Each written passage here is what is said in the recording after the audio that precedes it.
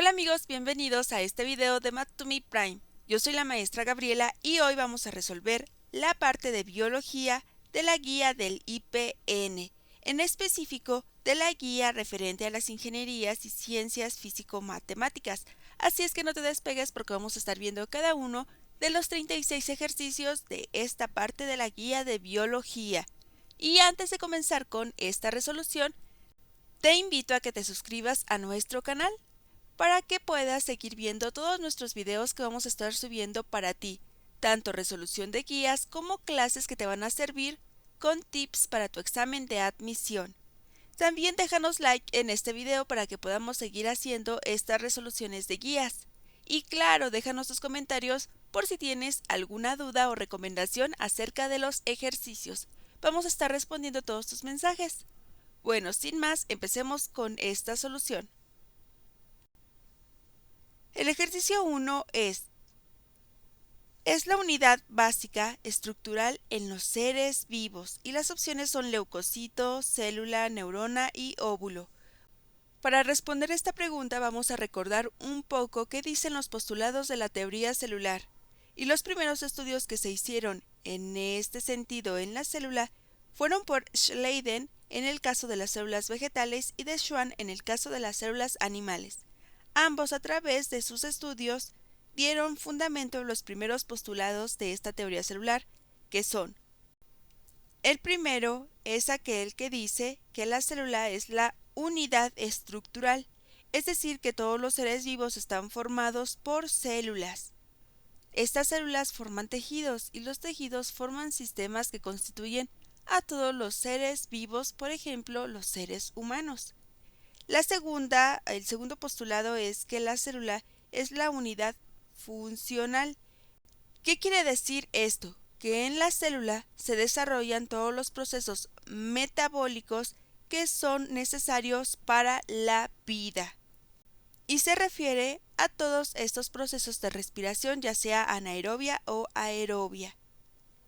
El tercero es que la célula es la unidad genética. En la célula se contiene toda la información genética y es resguardada en el núcleo, aunque ya vimos que, ya sabemos nosotros que no todas las células resguardan su información genética en el núcleo. Hay células cuyo material genético está ahí disperso en el citoplasma, pero de eso hablaremos posteriormente. Y finalmente, para completar este tipo de estos postulados, vino Rudolf Virchow. Aquí está, quien debido a sus estudios explicó que toda célula viene de otra, y con esto se cierran los 4 postulados de la teoría celular, ya que la célula es la unidad de origen, pues toda célula viene de otra preexistente. Y ya con toda esta información podemos llegar a la conclusión que la respuesta correcta a esta pregunta es la C, la célula, ya que es la estructura o unidad estructural de todos los seres vivos, de acuerdo a la teoría celular. La pregunta 2 dice: organelo exclusivo de la célula vegetal. Y aquí tenemos nuestros diagramas que hemos sacado de la célula vegetal y de la célula animal. Observa que ambos tienen diferentes tipos de organelos. Por ejemplo, ambos tienen un núcleo, un nucleolo, que son estos organelos que están acá, y que tienen retículo endoplásmico. Aquí están. Pero hay ciertas diferencias, ¿verdad?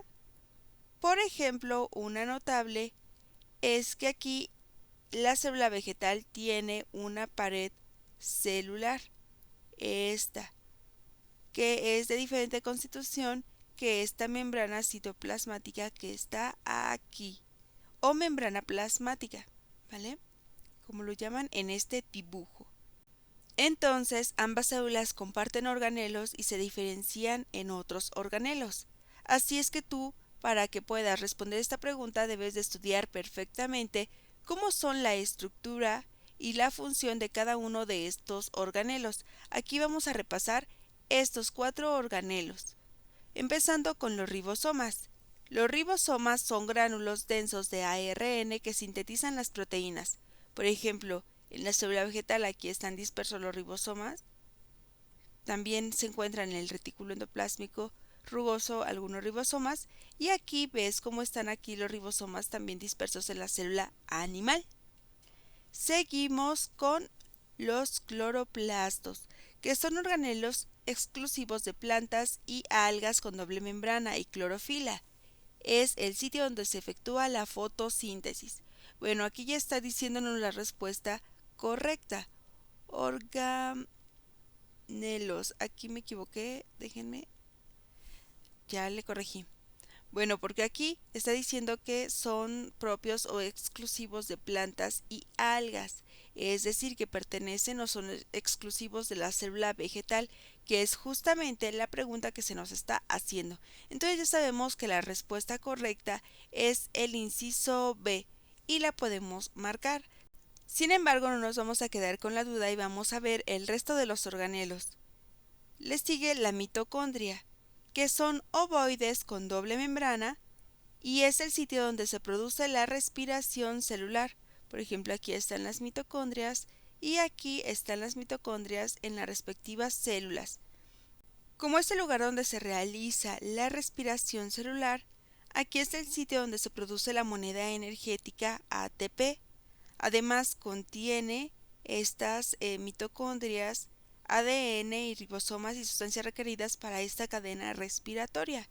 Y puedes ver tú la estructura de doble membrana, una membrana externa y una interna que está plegada formando crestas.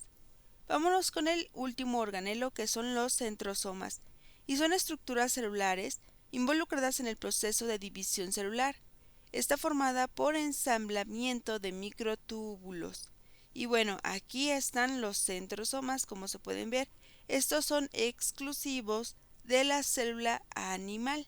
Sin embargo, pues la pregunta nos dice organelos exclusivos de la célula vegetal. Y bueno, vamos a ver la siguiente pregunta. 3. Algunos eucariontes pueden producir moléculas de alta energía llamadas ATP mediante metabolismo anaerobio. Estos son llamados organismos anaerobios. Aquí hace falta completar un espacio porque se desarrollan tanto en presencia como en ausencia de oxígeno, como las levaduras, los anélidos y los moluscos. Bueno, aquí hay que ver los diferentes tipos de organismos anaerobios. Primero hay que repetir y repasar qué son los organismos anaerobios, ya que estos son aquellos que no utilizan oxígeno o molécula diatómica de oxígeno en su metabolismo. Y bueno, los hay de diferentes tipos. Los anaerobios estrictos, vamos a escribirlo aquí, no pueden vivir o desarrollarse con la presencia de oxígeno, ¿vale?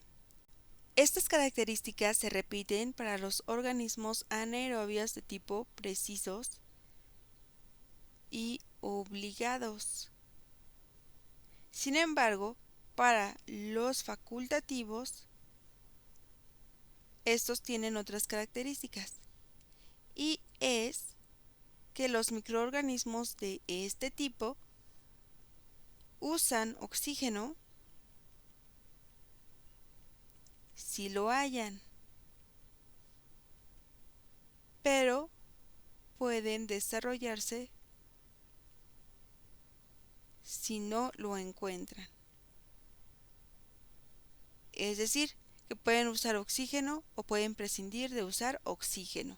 Por lo tanto, esta es la respuesta correcta, siendo los organismos anaerobios de tipo facultativos.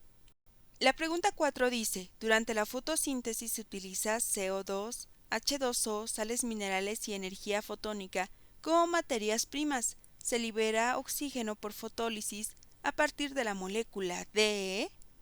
Bueno, aquí hay que recordar cómo es el proceso de fotólisis.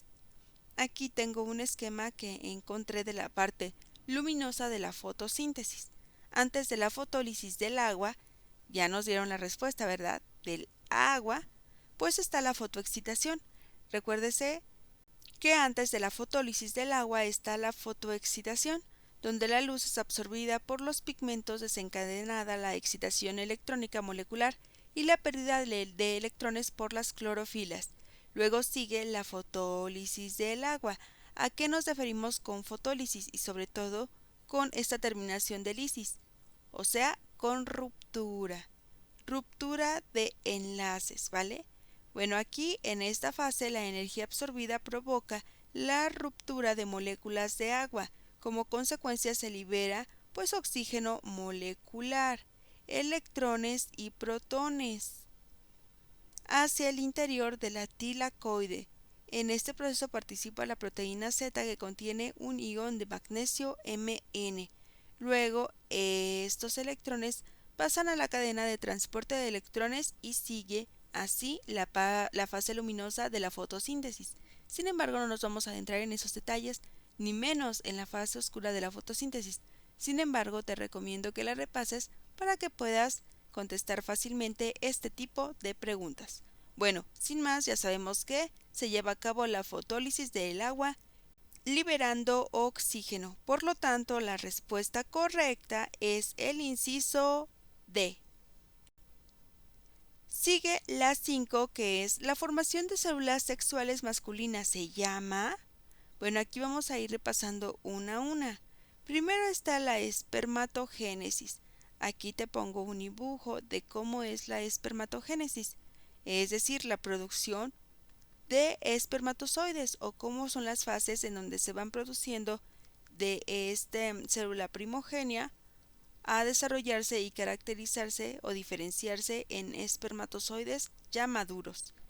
Sigue las espermátidas. Las espermátidas, si te das cuenta, son una fase de esta evolución previo a que lleguen a ser completamente espermatozoides. Así es que, pues la formación de células sexuales masculinas es en realidad todo este proceso de espermatogénesis. Y bueno, ahí ya encontramos la respuesta correcta, ¿verdad? Que es la A, ya que las espermátidas solamente son una fase de esta espermatogénesis.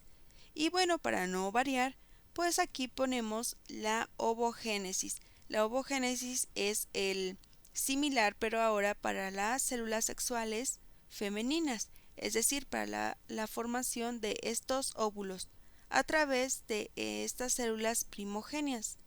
Y finalmente colocamos un diagrama de la citocinesis. Aquí es otra cosa totalmente distinta, ya que si te das cuenta, a través de una célula padre se transforman o se separan dos madre, yo dije padre, pero puede ser padre, ¿por qué no?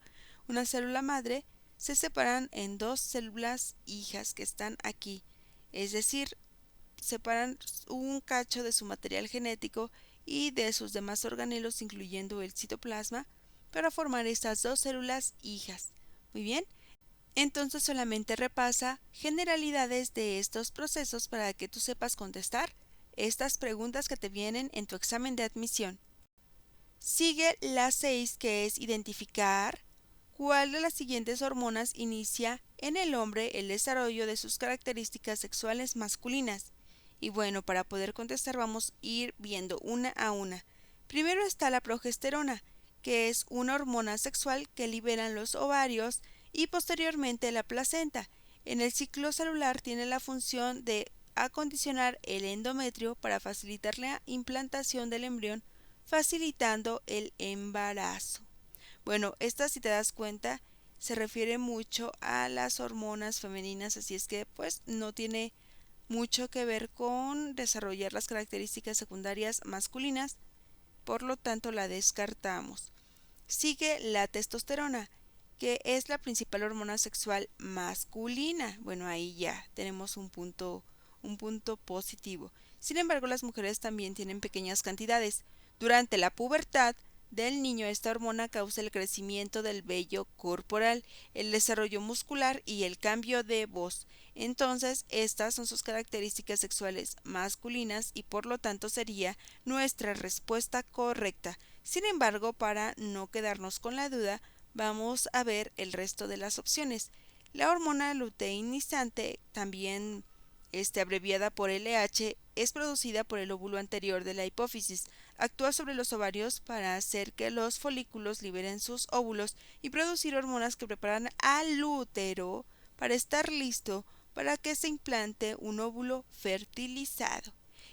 Y finalmente, la oxitocina ejerce funciones como neuromodulador en el sistema nervioso central, modulando comportamientos sociales, sentimentales, patrones sexuales y la conducta parental.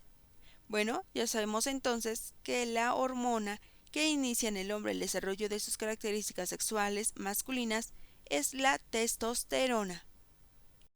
La pregunta 7 dice, si se efectúa una cruza monohíbrida de plantas de chícharo con los genotipos AA por AA, todos los descendientes de la generación 1 serán ¿de qué tipo?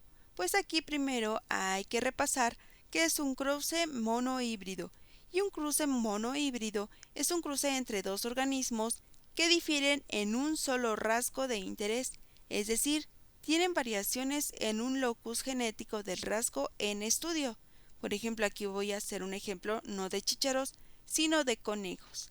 Aquí tenemos un conejo gris y tenemos un conejo café. Observa cómo el conejo gris tiene genes dominantes, ya que están en mayúsculas, mientras que el color del conejo café tiene genes recesivos, como se puede ver aquí que está en minúsculas. Luego, para la primera generación, o sea, para su primer hijo, solamente puede heredar el conejo gris, pues una G, ya que es lo único que tiene, y el conejo café una C, que es el único que tiene. Sin embargo, si su hijo ahora tiene esta información genética, como el color gris es dominante, pues este conejito va a resultar ser gris. ¿Entendido? Y algo semejante va a pasar con nuestro ejercicio de chícharos. Si tenemos AA y AA, pues ¿qué va a pasar? Pues aquí en lugar de una G va a tener una A mayúscula y aquí una A minúscula.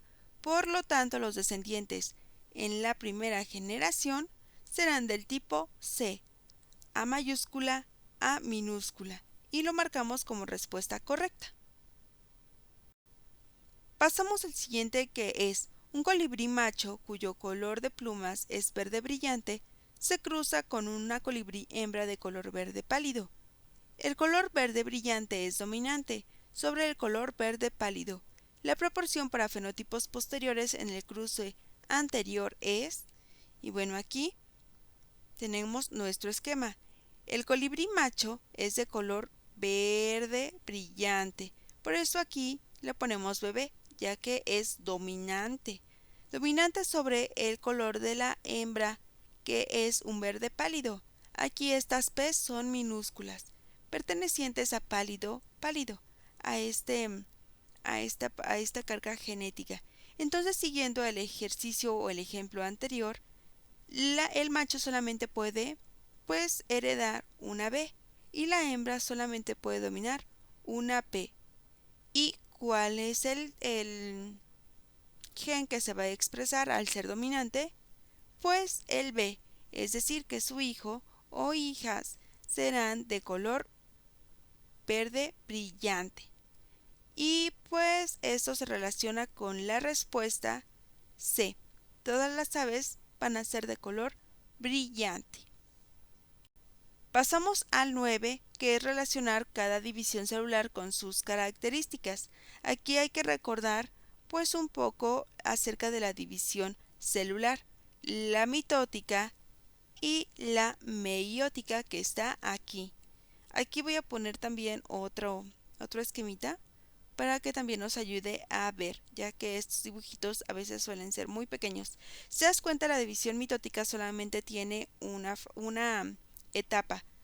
Sí, ya sé, es una etapa en varias fases. Por ejemplo, está la interfase, la profase, la metafase, la anafase, que es ya la separación aquí del material genético, y las células hijas. Pero fíjate cómo estas células hijas tienen 2N, 2E, es decir, que son células diploides, mientras que en la división mitótica, donde se repiten estas fases dos veces, en la mitosis 1 y luego en la mitosis 2, Pues, ¿qué ves aquí?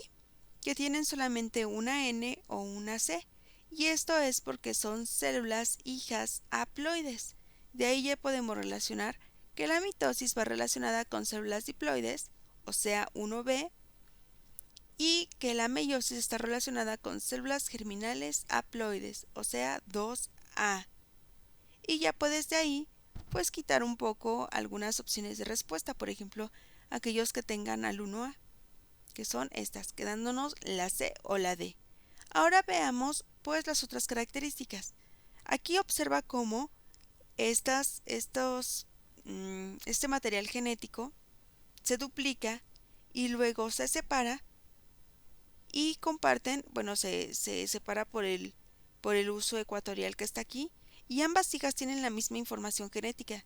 Aquí este es amarillo y este es amarillo, y aquí tenemos morado y aquí también morado. Tienen la misma información genética, ¿verdad? No hay entrecruzamiento de cromosomas homólogos. Sin embargo, ¿qué ves aquí?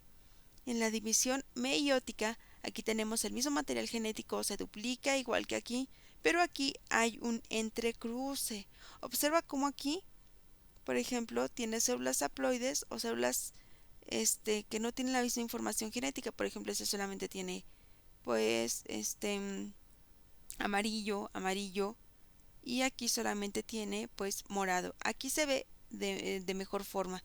Por ejemplo, tenemos pues los cromosomas normales, luego hay un entrecruzamiento. Observa como aquí pues ya los 4 cromosomas no tienen la misma información genética y luego se separan en células hijas que tampoco tienen la misma información genética, y mucho menos las que ya son células haploides. Por lo tanto, en la meiosis hay algo que se llama entrecruzamiento de pares de cromosomas homólogos, y por lo tanto podemos decir que la meiosis está relacionada con el D, es decir, que sería 2D también, y que la mitosis está relacionada con el C, entonces sería 1BC.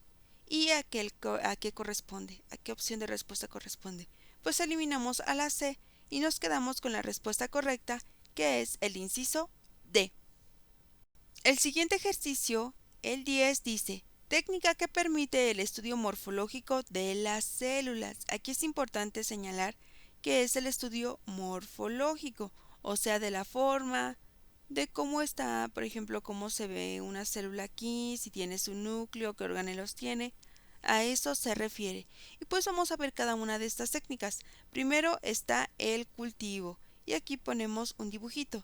Es el método para la multiplicación. Este es su objetivo: la multiplicación de microorganismos como bacterias, hongos, parásitos, que se preparen un medio óptimo para su desarrollo. Aquí entonces el objetivo es la multiplicación, no el estudio morfológico. Entonces podemos descartarlo como posible opción de respuesta. Sigue la microscopía, que está aquí, y que vamos a poner su respectivo dibujito.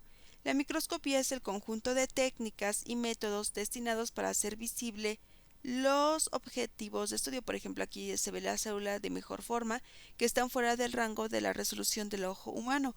Es decir, es para hacer visible lo que para nuestro ojo no es visible. Y aquí se pueden ver nuestras células, cómo están el núcleo, cómo están los demás organelos, y puedes ver la morfología de la célula, que es justo lo que queremos. Entonces, esta sería nuestra respuesta correcta. La microscopía, los microscopios nos permiten estudiar morfológicamente a las células, pero pues vamos a ver el resto de las técnicas que aquí aparecen. Sigue algo que se llama cromatografía, que es aquí, lo voy a poner aquí, y que es el método físico de separación en los que los componentes que separan se separan distribuyéndose en dos fases, una en reposo y una móvil. Y también, pues en este caso la cromatografía en biología es separar las moléculas por sus diferentes tamaños, como aquí puedes ver, hay diferentes tamaños y se separan en diferentes recipientes dependiendo de su tamaño, a medida que pasan a través de esos poros. Y bueno, pues esto no tiene nada que ver, pero es muy importante que tú sepas que existen estas técnicas. Y sigue la última, que es la centrifugación. Aquí yo pongo dos dibujitos para que se ilustre de mejor forma. Vamos a ponerlos así. Y la centrifugación es un proceso de separación que permite separar los componentes celulares por centrifugación repetida a velocidades cada vez mayores. Si te das cuenta de que hay una muestra de sangre y después de que se centrifuga, eso es lo que quiere decir esto, se separa en diferentes componentes y cada vez que se centrifuga se separa en componentes dependiendo de qué, pues de su densidad. Por ejemplo, los componentes menos densos se ponen arriba y los componentes más densos se ponen abajo, ¿vale? Entonces esta es la técnica de centrifugación. Sigue la 11, que son las bacterias como Escherichia coli se agrupan formando, pues aquí es importante primero ver cómo son estas bacterias, ¿no? De Escherichia coli. Y bueno, vamos a estudiar algunas de sus características. Esta bacteria es común en el tracto digestivo de los animales. La mayoría no causa problemas, pero algunos tipos pueden producir enfermedades y causar diarreas leves o fuertes. Estas bacterias colonizan, aquí está la clave, colonizan todo el tracto gastrointestinal, como se puede ver aquí. Es decir, que forman colonias. Aquí lo voy a poner. Forman colonias. Por lo tanto, ya sabemos que la respuesta correcta es el inciso C. Sin embargo, pues no nos vamos a quedar ahí, ¿verdad? Vamos a explicar un poquito más. Si te das cuenta, aquí está una bacteria y después a 0 minutos y después de otro, a través de dejar transcurrir el tiempo, ¿qué pasa? Que aquí está toda una colonia de bacterias de este tipo de Escherichia coli, ¿vale? Entonces, esta bacteria forma colonias colonizando el tracto gastrointestinal. Y bueno, para no dejar de lado lo demás, por ejemplo, voy a saltar la explicación de los tejidos y los aparatos, ya que es lógico pensar que las bacterias no pueden formar tejidos o aparatos o estructuras complejas, a eso me refiero. Y me voy a pasar a ver qué son los talos. Los talos también se llaman tejido falso o tallo falso y se refiere al conjunto de raíz, el tallo y las hojas de las plantas, como en este caso de los líquenes, pero también se presenta en hongos y en algas, ¿vale? Entonces estos son los talos. Sigamos con la pregunta 12, que dice: el grano de polen penetra en él, aquí hay que completar, y pasa al, para fecundar esta célula sexual femenina de la flor y formar la semilla. Bueno, aquí tengo varias ilustraciones que nos van a ayudar a resolver este problema. Observa cómo en la primera imagen viene dos fases. Primero la polinización, es decir, cuando hay esta distribución del polen, ya sea por factores externos como esta abeja o por factores internos. Y le sigue la parte de la fecundación, que es lo que queremos estudiar. Observa cómo aquí está los granos de polen, sigue un tubo polinílico, luego están aquí el ovario, que es todo esto, y aquí están los óvulos dispersos. Por otro lado, ve en esta figura cómo está la estructura, bueno, en estas dos figuras, cómo está la estructura de la flor. Observa cómo todo esto se llama gineceo y se forma por estigma, estilo y por el ovario que está aquí. Ahora, todo esto tiene diferentes nombres: eje floral, nectario y pedículo. Y también tenemos el perianto, que es la corola, los pétalos y los sépalos, que es todo esto que está acá. Y tenemos el androceo o estambres, formados por la antera y el filamento, que es todo esto que está acá. Me voy a saltar un poquito el estambre y me voy a ir con el ovario, que es esta estructura que está aquí. Observa cómo también aquí se puede ver estos ovarios que están ahí, pues en forma de ramitas o de gránulos en los ovarios. Y bueno, aquí de nuevamente observa cómo está el pistilo, esta parte de aquí, las anteras, que es lo que ya habíamos visto, estos pequeños filamentos o estambres, esta parte que le llaman cáliz, nuevamente el ovario, el óvulo y el pedúnculo floral. Aquí están los sépalos, que es algo que ya habíamos visto anteriormente. ¿Por qué te enseño varias figuras? Porque en todas ellas se puede apreciar diferentes formas o diferentes nombres, y además vamos a ver, pudimos ver a manera más detallada pues cómo es esta morfología o estructura de las flores. Y bueno, ahora ya que vimos todo esto, vayámonos a lo que nos interesa, que es la fecundación.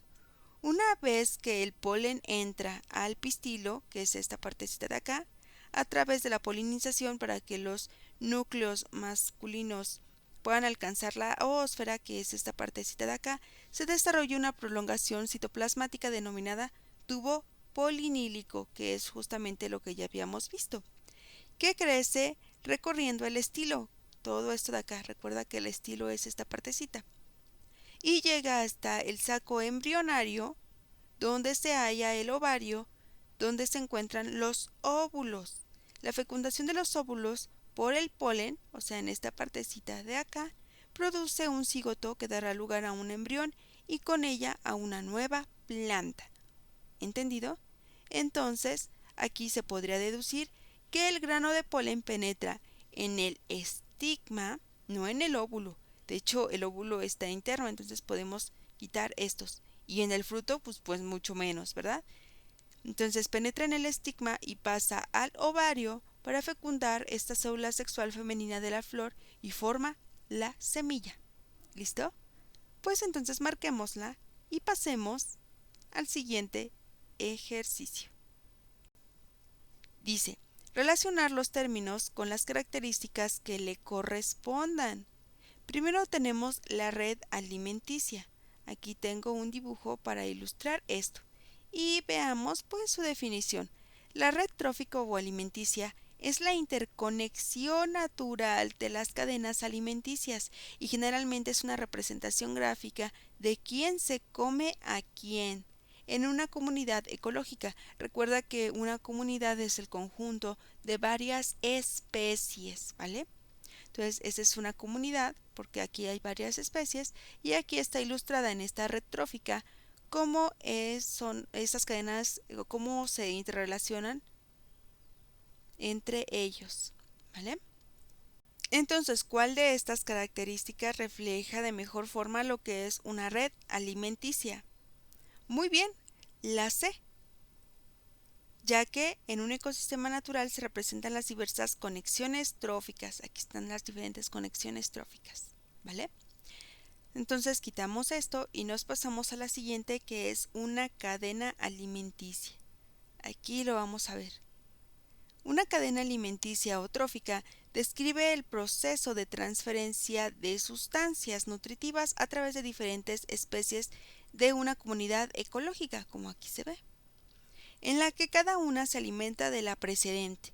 O sea, las flores se alimentan del sol, las plantas de los consumidores primarios, por ejemplo en este caso de los conejos, luego se la come una serpiente y finalmente un consumidor terciario como una águila. Y aquí lo importante es que pues unes al alimento de la siguiente, o sea, es una representación lineal, como hay un principio y linealmente pasa a un fin. Esa es la diferencia de la cadena alimenticia con la anterior, ya que en la anterior había toda una red había diferentes redes, por así decirlo. Bueno, entonces, ¿cuál de estas características describe mejor lo que es una cadena alimenticia? Muy bien, la opción B, es decir, es una relación lineal que indica los niveles tróficos, quién se come a quién. Pasemos al siguiente, que es pirámide de biomasa, y que lo vamos a ver aquí. Observa cómo la pirámide de biomasa representa la cantidad de materia orgánica presente en los distintos niveles tróficos. Por ejemplo, vemos que la cantidad de materia orgánica que tienen los productores es mucho mayor a los que tienen pues los consumidores primarios, los secundarios y así sucesivamente. Va en forma de pirámide. Por lo tanto, ¿qué parte de aquí se ajusta mejor a esta característica de pirámide de biomasa? Muy bien, la D. ¿Por qué? Porque además aquí las unidades de medida están en kilogramos, que son las unidades en las que se mide la materia o la masa. Muy bien, sigue la pirámide de energía, entonces quitamos esta y ponemos la pirámide de energía. Para esta he seleccionado dos imágenes, esta y esta. Y bueno, aquí ¿qué podemos ver? Pues observa cómo, bueno, aquí las voy a alinear así, observa cómo nos dice la pirámide de energía, cómo se va distribuyendo la energía a lo largo de cuando son productores, consumidores primarios, secundarios y terciarios, aunque la fuente principal de energía pues es la energía solar, ya que esta es la que utilizan los productores para generar la energía que luego será consumida por el consumidor primario y luego pues esta por el consumidor secundario y así sucesivamente. ¿Por qué va disminuyendo? Porque es bien sabido que los productores generan una energía a partir de la fuente, ¿no? Que es la energía solar. Pero esa energía, al ser consumida por los vegetarianos, que suelen ser los consumidores primarios, pues no se transfiere, entre comillas, toda, sino que solamente una parte es aprovechada del total. Es decir, que hay aquí una eficiencia o una pérdida en el proceso de consumo. Y luego estos consumidores primarios, al ser consumidos por los secundarios, que obtenemos que también hay una pérdida de energía, y estos consumidores secundarios solamente extraen una pequeña parte de energía de los consumidores primarios y así sucesivamente. Es decir, que los consumidores terciarios tendrían que consumir más para tener la energía que obtuvieron pues los productores. Y también se ve reflejado en esta partecita de acá que tiene, pues como ya vimos, una forma de pirámide. ¿Y cuál es el inciso que relaciona entonces a la pirámide de energía? Muy bien, es el inciso E, porque además también las unidades son las calorías, que son las unidades de una forma de energía. Muy bien, sigamos con la quinta, que es analizar la primera ley de la termodinámica, en este caso, pues en lo que se refiere a biología. La tercera ley de la termodinámica aplicada en biología indica que la energía puede convertirse de una forma a otra, pero no puede crearse ni destruirse. La energía puede almacenarse en diferentes formas y luego transformarse en otras. Por ejemplo, ya vimos que el sol está pues aventando o expulsando energía en forma de fotones que llegan a la planta. Estas plantas, a través de la fotosíntesis, pues generan diferentes sustancias, por ejemplo oxígeno, y utilizan algunos como CO2. En este proceso de oxígeno hay disipación de energía en forma de calor y también producción de energía en forma pues de tejidos que son aprovechados por los consumidores primarios. Y bueno, a esto se refiere a que aquí hay energía que se mete a esta planta, pero también hay energía que se va disipando, o sea, hay una transferencia completa de energía y no hay energía que se cree de la nada, sino pues que aumenta, sino que se transfiere, se transforma, pero no se crea ni se destruye. Y entonces pues ya quedaría con la última opción de respuesta, que es la A, y las podemos unir. Espero que esta explicación, aunque larga, te haya servido para sentar pues las bases de las definiciones que vas a ocupar, porque sería muy fácil decirte que la opción correcta entonces es el inciso B. Pasemos con el siguiente, que es el 14, que dice seleccionar la opción que representa en su conjunto a la siguiente imagen. Observa cómo en la siguiente imagen o en esta imagen solamente hay seres vivos. Aquí tenemos un pequeño animalito, otro pequeño animalito, aquí tenemos cactus, plantitas y aquí en el fondo también más. Fueron muy cautelosos para que en esta imagen solamente aparecieran factores bióticos, ¿verdad? O sea, factores que tienen vida. Por lo tanto, pues veamos de una vez cuáles son los factores abióticos. Aquí hay una separación innecesaria o de mala ortografía, y aquí vamos a poner el diagrama que nos va a ayudar a entender esto. Los factores abióticos son los componentes químicos y físicos sin vida. A diferencia de los bióticos, que sí tienen vida, estos no tienen vida. Y del medio ambiente, que afectan los organismos muertos y el funcionamiento de los ecosistemas, como son pues los suelos, el sol, el aire, el agua, las rocas, las nubes, todos estos son factores abióticos, sin vida, ¿vale? Entonces desde aquí, estos son organismos bióticos que tienen vida, entonces lo podemos eliminar en automático, ¿verdad?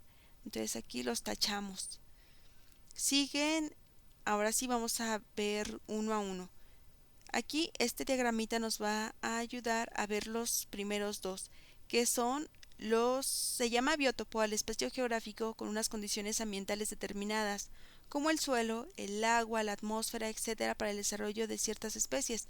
Observa aquí cómo el biotopo entonces está formado por todos estos factores y sería el medio físico donde van a interactuar. ¿Van a interactuar quién? Pues lo que forma la biocenosis, que es justamente lo que tengo acá. Se llama biocenosis al conjunto de organismos vegetales, animales, que viven y se reproducen en determinadas condiciones del medio o biótopo. ¿Entendido? Entonces aquí estos seres vivos van a interactuar en todo este biótopo que les va a dar el medio necesario para su supervivencia, y todo esto en su conjunto, tanto biótopo como biocenosis, cuando se relacionan forman un ecosistema, ¿vale? Esto es lo que quiere decir pues todo este dibujito de acá. Entonces el biótopo sería o el medio ambiente, por así decirlo, y la biocenosis es el conjunto de seres vivos. Por lo tanto, desde aquí ya sabemos que la opción correcta es el inciso B. Sin embargo, no nos vamos a quedar ahí. Vamos a ver el último, lo que nos hace falta ver, que es la biodiversidad. Y la biodiversidad es la variedad de la vida, es decir, la diversidad de especies vegetales y animales que viven en un espacio determinado, o sea, es la cantidad de especies que hay en un lugar, ¿vale? Y pues bueno, con esto ya sabes y hemos repasado los conceptos, estos conceptos que te van a ayudar a resolver este ejercicio. El ejercicio número 15 dice: el uso de las mismas como la base bioquímica es una de las principales características de todos los seres vivos. Bueno, aquí no tiene mucho sentido decir que el uso de las mismas energías o bien de las mismas organizaciones es la base bioquímica de una de las principales que es una de las principales características de los seres vivos. Observa cómo dice base bioquímica. Por lo tanto, pues no puede ser ni la energía, ni las organizaciones, ni las formas de respiración. La base bioquímica tiene más sentido que sean estas biomoléculas, pero veamos por qué. Bueno, primero hay que recordar que es una biomolécula. Una biomolécula es un compuesto químico que se encuentra en los organismos vivos. Están formados por sustancias químicas compuestas principalmente por carbono, oxígeno, hidrógeno, oxígeno, nitrógeno, sulfuro y fósforo, lo que forma este famosísimo CHOMS, que se escribe así. Estas son el fundamento de la vida y cumplen funciones imprescindibles para los seres vivos. ¿Por qué imprescindibles? Porque los lípidos se encuentran en las membranas citoplasmáticas o membranas plasmáticas, es decir, que le dan forma y limitación a la célula. Los carbohidratos, por otro lado, pues forman aquellas estructuras de almacén de energía. Las proteínas tienen funciones estructurales, por ejemplo, en los microtúbulos de las células, y los ácidos nucleicos tienen la información de resguardar la información genética para el posible desarrollo y evolución de las células.